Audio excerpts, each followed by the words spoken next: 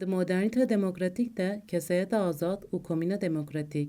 یک ریبره پا آزادی جواک و آزادی فرد نه وکی دو مجارن جهف جدا وکی دو روی همان راستی دگیرته دست.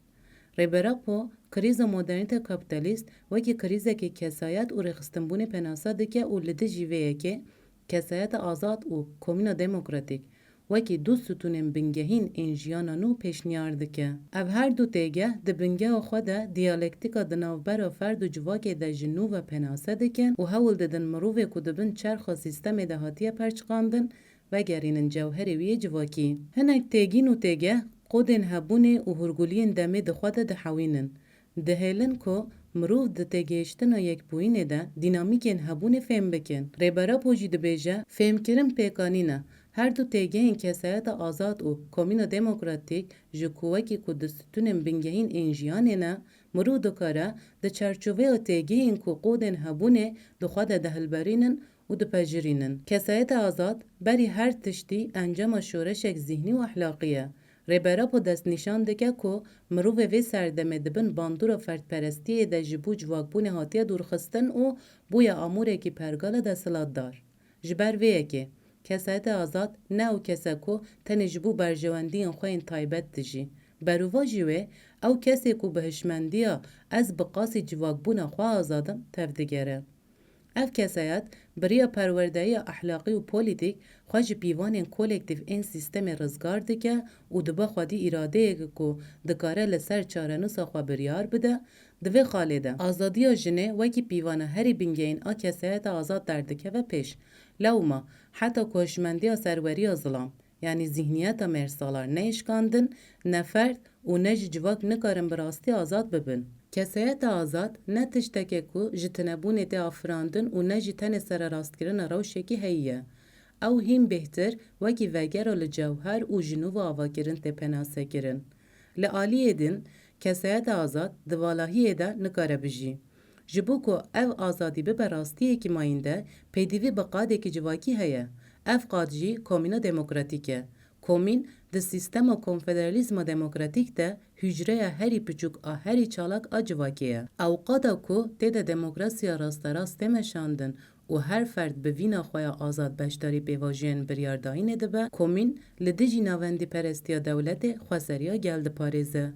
دنوا کومین ده تکیلین لسر بنگه و سردستی و بندستی جی خواددن هفکاریه. او مدل نه تنه دوار پولیتیکه ده دوار آبوری چاندی و پاراستن ده جوه کی بنگه ها جیانا کومینال تدیتن. کومین دبه دبستان جیانه کو تده کسایت آزاد هر روش جنو و تهل براندن و پاراستن. تکیلیا کسایت آزاد و کومینا دموکراتیک تکیلیه که ارگانیک و گردونیه. تکیلیا دناوبرا کسایت آزاد و کومینا دموکراتیک ده تکیلیه که ارگانیک و گردونیه. کسایت آزاد روح کومینه. بی مروفن خودی هشمندی و اراده کومین و دگوهر مکانیزمه که بیره و هیرارشیک. نتوه دموکراتیک آوادکن و نخشره جیانه که کته ده مروف نکوله دولته و نجی حیسری خواپرستی خواه نشان ددن. آزادی راستقین ده هفسنگی دناوبروان هر دویانده و شرطیه. ده چرچوه پارادیگما ریبره پوده کومینا دموکراتیک نه تنه شیوه که بره برنه. او بنگه هبونه جواکه و شیواز جیانه کو لدیجی مدرنیته کپیتالیست و یه آلترناتیفه که خورد دردکه و پیش. جبو که هم هین کورتر لسر و تیگه بسکنن دوه هم چند آلین ویم بنگهین تی بگیجن.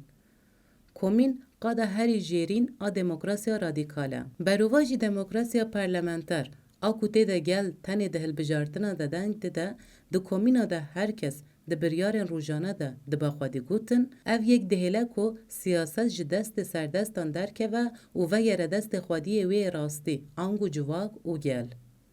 دوه چرچوه ده کومین لدجی دولت نتوه کو هر تشتی ناوندی ده که خواره‌وبری هرمی و خواسری جواکی ده پاریزه. دوی مدل ده هر ولاتی با آوایی که چالاک بشتاری سیاست هرمی ده به لشونا که ده سلاداری ده دست نوانده که ده کن به ده آستا هری جیر ده دناوا جواکی ده تی پارو کرن ستونن هری سرکه این وی سیستمی وکویا جنو میر پاراستنا خوازای و مافیا بریارگرتنه یه هر کسیه. پیشکتن و بنگه ها جیانا جواکی لسر بنگه ها آبوری آواده به Komîna demokratîk nikare li ser bingeha aboriya kapitalîst a ku li ser qezenc û rekabetê ava bûye. Bingeha matiya komînê aboriya komînal e. Di vê çerçeveyê de aboriya komînal ne tenê sîstemekî pere ye, şêwazekî jiyanê ye ku li ser wekhevî û parvekirin û xwezeya paraziyê ava dibe. Di nava komînê de hilberîn bi rêya kooperatîfan tê kirin, armanc nedewlemendbûna kesekî,